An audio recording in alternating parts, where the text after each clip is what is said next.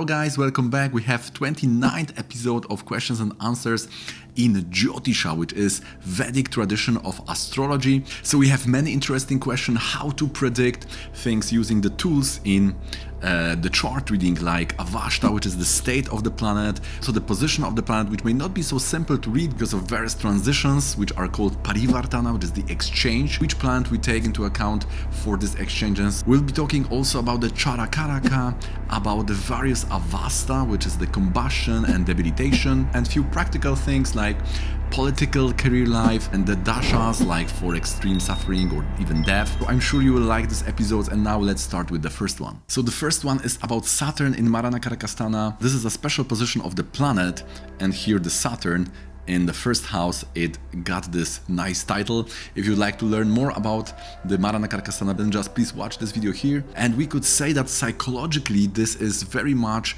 coined with the idea of the shadow work. So we are working with the parts of our life, because the Karaka is basically showing the various concepts which we are digesting in our life through this karmic experience. So if some planets are in this Marana Karaka, then definitely we can see the very similar concept in the psychology, especially in this new trends of the shadow work. So this concept is coming from Jataka Parijata of Vaidyanath Dikshita. This is the ancient Vedic astrology book. I like it very much. And then this comes from the Shloka 34 of the Kala Chakra chapter. So when you have this planet with this position in that particular house, for each planet this is the different house, then this planet will definitely grab your total attention. And if you have other planets joining, then it can drown or it can pull that other planets down. The Karaka of this planet becomes very important. For example, in my case, I have Moon in 8, which is seemingly the Marana Karaka, but the dispositor and Karaka Saturn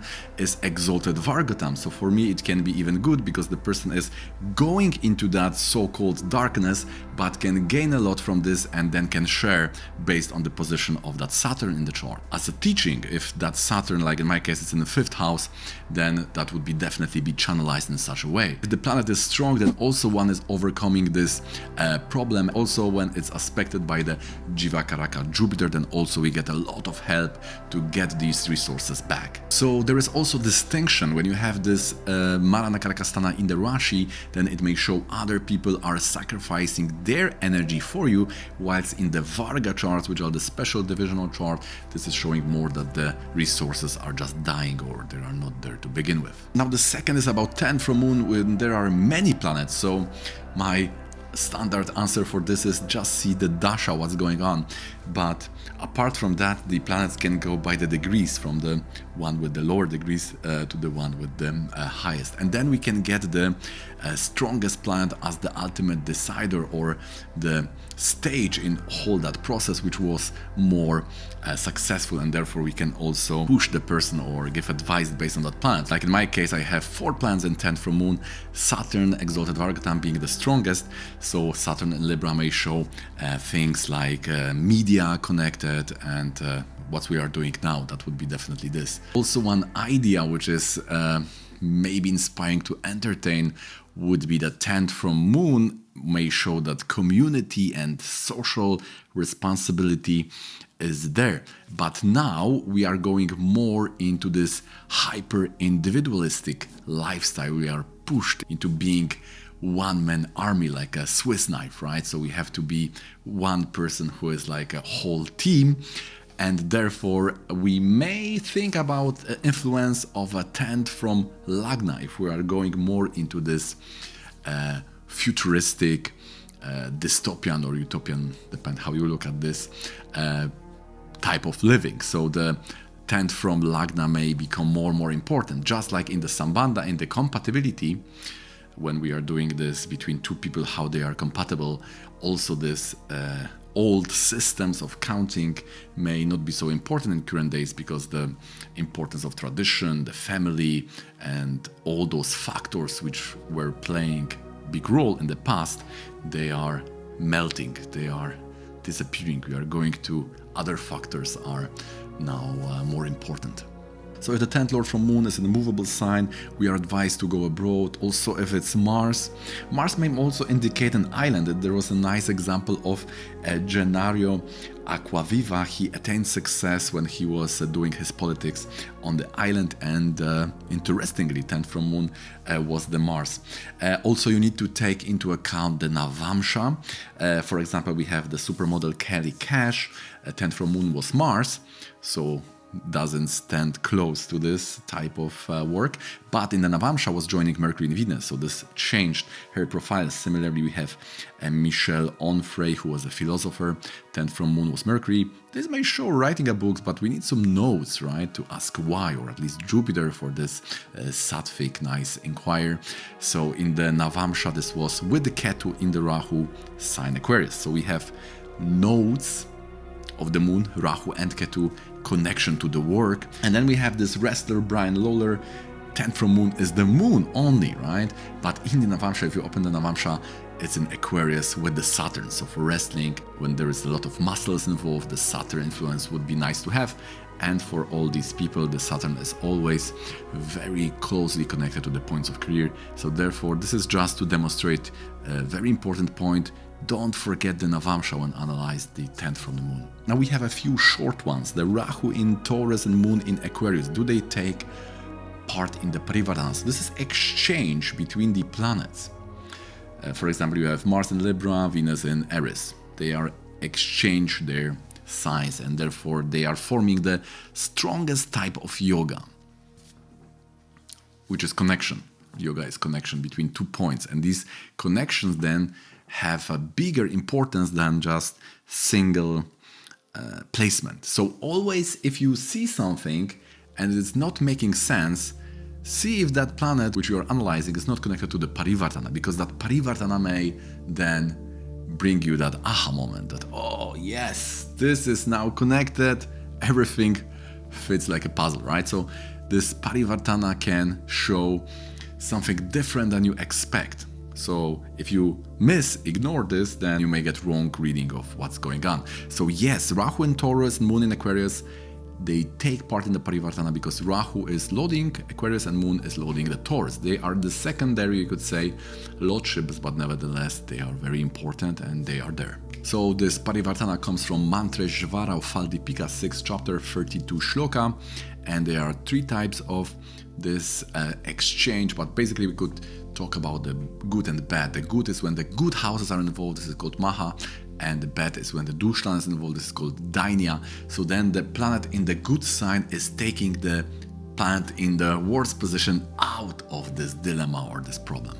Okay guys, if you like this video so far, please don't forget to click the like button. You're helping me with this algorithm to make it more visible on this platform. And also if you'd like to be notified about similar videos coming up in the future, please feel free to subscribe with the bell notification on. And also please know that we have last 3 days to enroll for this rare opportunity of Vedic Astrology course, which is starting on 22nd April. So this can enrich your personal growth. This can also broaden your career life opportunities. It will make you more self-aware and your decisions will be much better. So there is all range of benefits, but the most important is that you will get a solid foundation how to interpret the Vedic chart according to the rules of the tradition. If you like to enroll, just write me an email and I will send you all the details how to proceed further. Then also short one, remedy for 6th Venus. So this is Marana Karaka sthana. We are always giving the Karaka, the significator of the house in which that Marana Karaka sthana planet is placed. So this is a bit advanced or many exotic terms, but for example, if you have Moon in 8, then Saturn is always the significator of the 8. So each house will have the fixed significators. For example, for 3rd and 6th, this is always Mars, because these houses have to do with fighting and growth. The 8 and 12, these are houses of loss and disease, so Saturn is a significator. Then we have houses of money or resources, 2nd, 5th, 9th and 11. So Jupiter, also knowledge, right? So Jupiter is the significator of these houses. And then we have the inner planet for Kendra. So we have Sun, Moon, first 4, and Venus, Mercury for 7 and 10th. So each house has these fixed significators, and you need to draw his energy. You need to ask him for help if you have this Marana Karaka sthana placement, right? So if you're curious about which planet is getting the title of Marana Karaka sthana, then just find this video about Marana Karaka sthana on my channel. We have also a question about how to see the person as a whole. So this is based on the chakra. The chakras are connected to lokas. There is this micro-macro synthesis or the interstructure connection. So this is related to the chakras. Mars makes normally people shorter, Jupiter, Saturn taller, but there will be connected to some points in the chart which are related to your appearance, right? So we have, for example, very important, the Rashi Lagna, your ascendant, right? So for example, if we see the chart of Maura Tierney, then she has a Mars in the ascendant, and when we see her appearance, there is a lot of pitta. Her body is, if you start to familiarizing yourself with the planet's appearance, what kind of appearance they give, you will see, yes, this is very much like Mars built, we could say, right? And then you see, oh, so maybe this Rashi chart and this Rashi ascendant is very important for her because that has decided her appearance. So we are here doing some form of reverse engineering. We are by knowing how the person looks, we may see which point is giving that look, and then this level will be very strong in the person's life, at least for that particular period of life. Similar things we are doing with the siblings. For example, we know that Jaimini Rishi has wrote a lot of shlokas about the siblings, right? Their sex, their numbers. Why we need that? Because everyone knows their siblings, so that's not so important, but we are doing that reverse. By knowing the situation of our siblings, we can then derive the Aruda. Where is the Aruda? So therefore, we've learned then this how to ascertain that, and based on the siblings, we can then understand what's is stronger, what is going on, which type of karma got activated. So instead, for looking at complex, maybe unavailable calculations for strength, we are just seeing what's going on in the life, and then we are taking the specific points when there are many to choose. The next question, why Vargatam is so strong? So Vargatam is another Avashta. Avashta is the state of planet.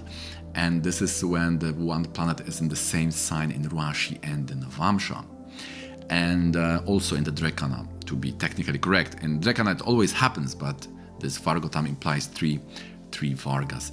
So this means that there's also a lot of esoteric, spiritual philosophy related to Vargatam, related to the chakras, but that is part of the Parashara course. But we can say that two things when it comes to influence. One is that it has influence on your first house, so therefore will very much representing yourself. It's like having this planet in the ascendant.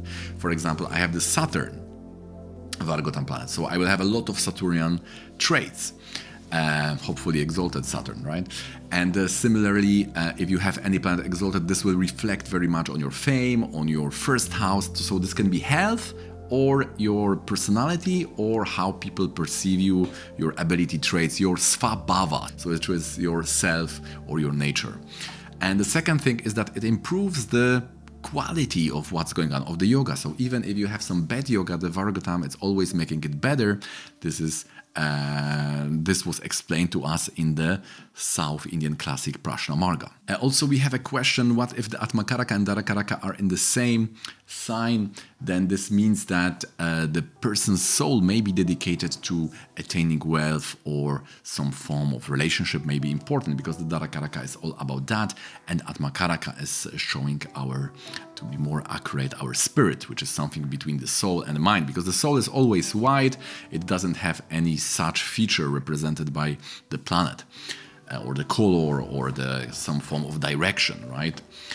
So therefore, Karaka planet is the one which has the highest degrees, and its position in the chart showing where we get the lessons, what is type of attention, just like in this part, like Marana Karaka sthana. So there is some attention, there is something, like my Guruji taught us, there is something burning in that house, so we cannot ignore what's going on. This is also one of the characteristics of Atmakaraka. So Karaka in the 10th house, we say that the work is your God, right? So this is also how we are projecting something very important, something very dear to us into some form of direction or things in our life. Now we have a combustion and debilitation.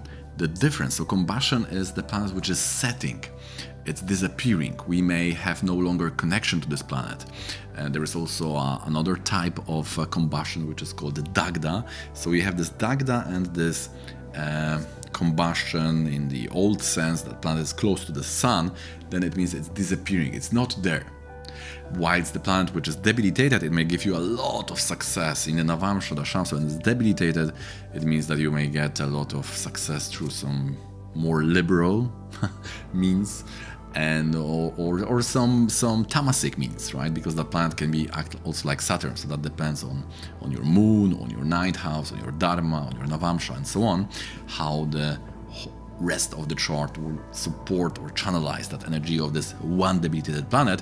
But this can give you a lot of success, but also can make you quite lazy, like Saturn, right? So it will have something to do with Saturn. So the energy is quite different. The one is burned by the sun in the sense that the sun is so dominant that you cannot see the other planet. It's like, where is he? Where is that Jupiter? Where is that Mars? I cannot see him. I need to take my ND filter to the camera to see what's going on. The next question is, all do sthana in their own houses. Is it good? Yes, this is the part of this Harsha, Vimala, these three types of yoga which are presented in the Parashara. So it's like bed to bed. This is the similar to Viparita Raja Yoga. So it's good thing. There is some burning, there will be some transformation. Depends, of course, on the yoga. I also have many examples to this, but I will keep it short here. If Upapada break, how we can enter the relationship knowing. So there are many means the astrologer have to navigate in this situation. The first would be the Arka or Kumbha Vivaha. This is to jump over the Upapada, but also we can give remedy to make that planet strong, right? So if the second from Upapada is weak in Rashi Navamsa, then this marriage will not survive, then we can make that planet stronger. We can make it better through mantra or other means. So that's the goal and meaning of the remedies, that we are taking that energy of this planet, we are trying to pluck to these resources, to the spiritual resources, and bring it back to our life. And then by making it stronger, this may not be marriage, this can work for all parts of the chart, then this will be present in our life. Because the things are going away, because there is no more these resources which is keeping this with us. It's like a glue is going away. So we want to bring more glue so it will be there. A similar rule is for the fasting, right? So fasting on the day of Upapada also makes this karma related to marriage much more stronger and favorable and pure. Now, short question, 10th from moon. Does it change when there is the nakshatra Parivartana? So no, even if there is normal Parivartana for moon, we are not changing the houses. A successful career in politics, you need to have some Raja Yoga. Atmakaraka normally is connected to either Atmakaraka, 10th house, Rahu, the more, the better. Indeed, the Shamsa, normally Moon, Rahu are in the Artha Kona, so 2nd, 6th, and 10th. And then depends what kind of politician is there, because this will then vary, right? You may be into politics, but in the Dashamsa you may be Jupiter, you may be some guide or expert. There are many people who are just expert in some field, and the Jupiter will be. There are some who are involved in taking up the resources in the sun. And there are some which are managing people, so this will be Venus. So then the differentiation may be in the Dashamsa, what you are exactly doing, whilst the Rashi will show the main grouping, right? You are the politician. So, but they differ a lot. The question is extreme suffering or die dasha. So the curse will definitely showing there. So the timing, the curse, and the timing of death. These are big concepts, and definitely we are learning them on the 3rd year of Jaimini, how to time such negative. There are special dashas to time such things, but I have in mind few things using the Navamsa, using the variations. We may do a lot to find which big period of time will bring that biggest challenge. So there are definitely traditional rules to arrive at the answer. We have also a question about the Atmakaraka and the places in the world. When it comes to continents, for example, we know that the Sun is showing the Asia, the Saturn is showing Africa, Mercury is for US, Jupiter is for Europe, and so on. So especially if these planets are strong, they will show the continents. So I would say If this is Atmakaraka, then you may get some lessons there. So you need to just connect the yoga, right? So whatever the Atmakaraka means, so this is something important. This is something you will have some bias towards this. This will be very much experienced on the soul level. If you will be there, or you will have some contact with that country or place or even the objects, and definitely your soul will be awakened. There will be something going on. You may also get a lot of spiritual learning from that place. Eventually, the suffering of Atmakaraka is just to make us more spiritual. That is the real theme or real narrative behind the suffering coming from Atmakaraka. Okay guys, so that's gonna be it for today. I hope you find this video interesting and informative. If you do, please don't forget to click the thumbs up, subscribe for more goodies like this. Thanks for watching till the end and being here with me on this channel, and see you in the next one.